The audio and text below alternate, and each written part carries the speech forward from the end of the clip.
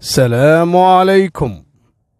في قصة حصلت في 2019، يعني في بداية اللي هو رأس السنة، بعدها ب10 أيام حصلت فاجعة صراحة في لبنان. في شاب فلسطيني اسمه محمد شارب. محمد هذا تعرف على لبنانية وتزوجها، وكان يموت فيها. البنت جميلة بمعنى الكلمة. راح أحط لكم صورة العائلة في الانستغرام. شنو قصة محمد؟ محمد كان مدير لأكثر من مطعم، وكان فلوس اللي تمشي بيده مال هوالي، ما شاء الله، فلوس وحلال، معيش زوجته مثل الملكة. المهم الله رزقه بولد وبنت، أعمارهم تقريبا 7 سنوات و11 سنة. المهم واستقروا وما شاء الله، وسفرات وسيارات، وكانت زوجته يعني مبسوطة على الآخر معه، وعياله ما شاء الله ويدرسون، أموره طيبة. لكن دارت فيه الدنيا. الولد فقد وظيفته في إدارة المطاعم. محمد هذا دارت فيه الدنيا، قام شوي شوي مصاريفه تزيد، صارت متطلبات زوجته زيادة عن اللزوم. يعني هالفلوس والآلاف اللي كان يصرف عليها وعلى عياله ما قامت تكفيهم، تبي زود، يعني ماركات وساعات وجناط. وهذا عيب المرأة صراحة، عيب المرأة اللي تبي تعيش في مستوى أكبر من مستوى زوجها. ترى هذا فعل ممكن أن تؤدي إلى كارثة، خصوصا إذا كان هالزوج هذا بعد يسمع الكلام ويحب زوجته وخايف على عائلته، وزوجته تضغط عليه، ممكن يضيع نفسه. كثير حصلت قصص اللي يتجه إلى الجريمة، ويتجه إلى السرقة، واللي يتجه يتاجر بالمخدرات، ولا يسوي أي عمل غير قانوني. أهم شيء يطلع فلوس عشان يرضي هالزوجة. بالنهاية شنو؟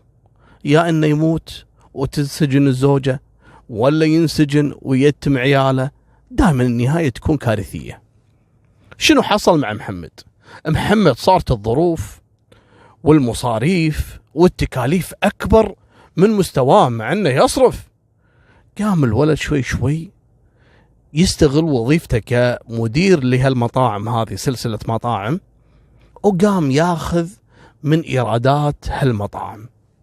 ياخذ له 2000-3 مني، 2003 دولار طبعا مني. قامت تتراكم عليه لأن كل شيء مسجل بحسابه، صارت عليه ديون. انكشف محمد. طبعا ملاك المطاعم، سلسلة المطاعم، افصلوا من العمل ولا ويطالبونه بالديون، ولا انه يتقدمون بشكوى ضده. طبعا قال لهم خلاص اعطوني فرصة اني انا احاول اشتغل واطلع فلوس، وان شاء الله راح اسدد. محمد قاعد بدون وظيفة. بعد هالعز بدا شوي شوي ينهار. طلع من شقته الفخمة اللي كان مأجرها وراح سكن ببيت أهله. طبعا زوجته مو متعودة، تبي هالخير الأولي، تبي هالسيارات، هالفخفخة، هالماركات. شلون يوم وليلة ترجع يعني مصاريفهم على قدهم، يلا ياكلون يشربون ولا وساكنين عند أهله؟ قامت تتكلم، لا أنا مو عاجبني الوضع وكذا. يا بنت الحلال، ما يخالف، لما كنت أنا بخير ما مقصر، لكن الحين وضعي تعبان، اصبري علي شوي. قالت لا ما بدي، لا يا عمي ما بدي، أنا تزوجتك على أساس إن أنت يعني مدير وعندك أملاك وعندك فلوس بتصرف أنا ما بقدر أعيش يعني هيك، بتعيشني حالي حال الناس. لا لا لا لا لا, لا. هاي ما بينفع معي. الولد قام يحفر بيده ورجوله. وتعرفون مو كل بلد تلقى فيها الوظيفة سهلة. وحتى الوظيفة، هذا الحبيب كان مدير مطاعم، إيرادات بالآلاف، وين بيحصل له وظيفة في هالمستوى هذا؟ حتى هالمستوى ما كان يعني يلبي حاجياته، فتعب. قاموا اخوانه يعني كسروا خاطره وكذا. كسر خاطره، كسر خاطرهم. جمعوا له فلوس واشتروا له تاكسي، قام يشتغل شوفير، يوصل هذا يجيب هذا. لكن فرق السماء على الأرض بين هالوظيفة اللي كلها تعب وشقة وإرادها بسيط، وبين لما كان مدير مطاعم.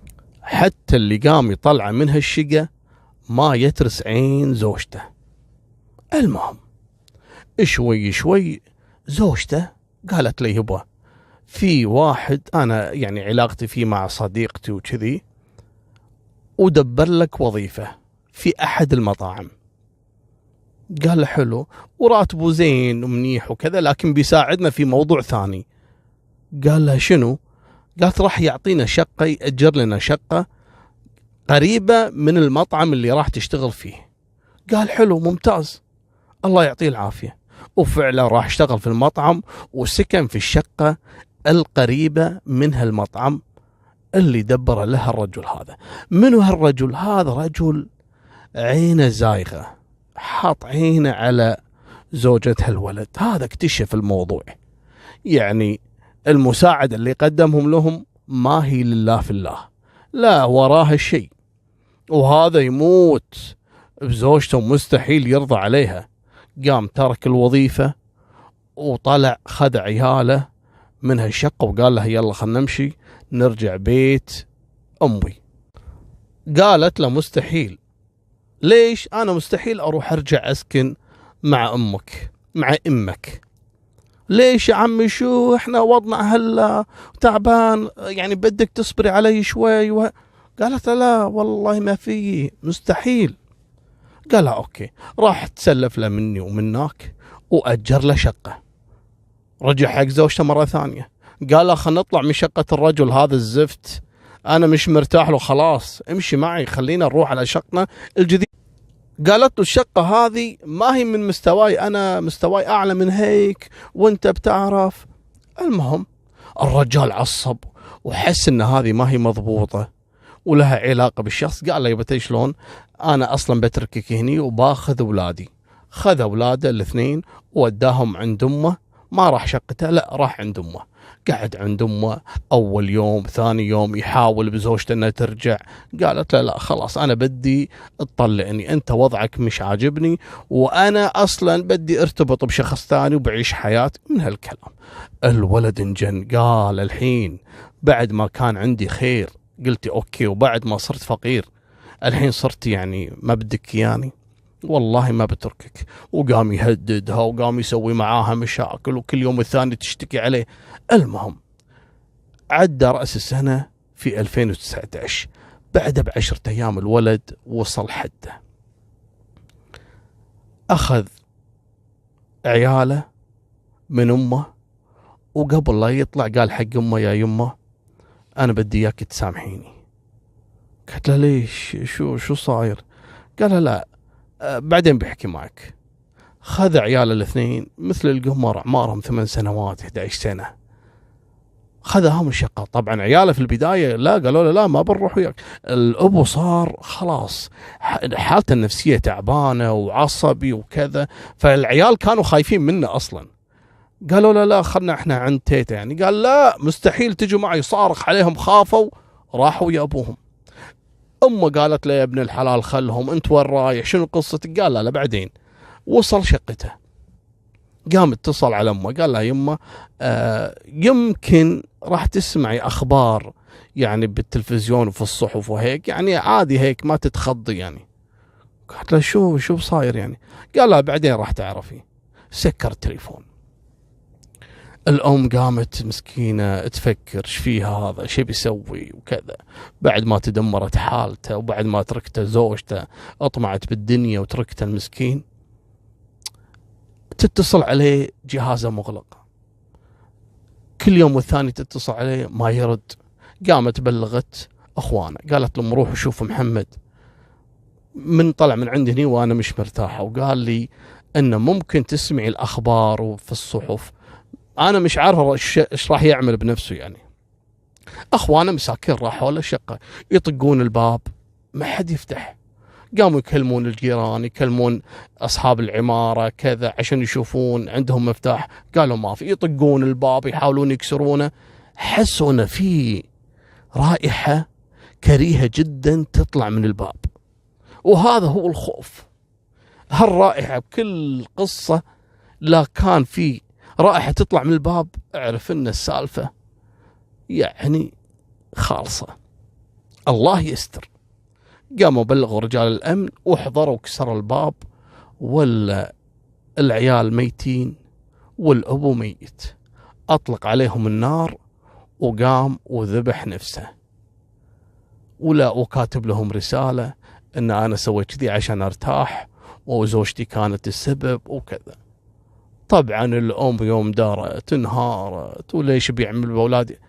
ما انت اللي خليتيه يوصل هالمرحلة هذه نصيحة لكل زوجة. خافي رب العالمين بزوجك اذا كان ما يقدر، اما اذا كان عنده وجعص لا العن خيره، انا اقول لك، لكن لا تكبرين المواضيع، حاول تزنين عليه لين يعني يفك يدينه اذا كان فعلا جعيص يعني. لكن اذا ما عنده لازم تراعين ظروفه. سبحان الله، تساعدينه، ما تساعدينه بهالشكل تخلينه يعتمد، لا يهبه، ساعديه باللي تقدرين عليه، او اقل شيء لا تقدمي له انت المساعده، لكن فكين من شرك. يعني لا تطلبين منه يعني طلبات واحتياجات أكبر من إنه يلبيه، أو أكبر من مستواه المادي، علشان ما تكون نهايته أو يرمي نفسه للتهلكة علشان فقط إنه يرضيك، عشان تستمر الحياة والدنيا. سبحان الله، كل يوم لها حال، ممكن إنه يتعدل الحال ورب العالمين يرزقه. ويا محريم سنعت رجاجيل قسما بالله، تلقينا فقير ما كمل دراسته تعبان، سبحان الله المرأة اسندته وقفت في ظهره لين كمل دراسته، ولا اشتغل وريحته نفسيا وما خلته يفكر، وقالت له البيت عندي روح توكل على الله، ونجح وتوفق وقام يغنيها ويغني أهله. وكم من مرة اتعست الرجال وكان عنده خير وخلته تحت خط الفقر. هذه نهاية سالفتنا، وفمان الله، مع السلامة.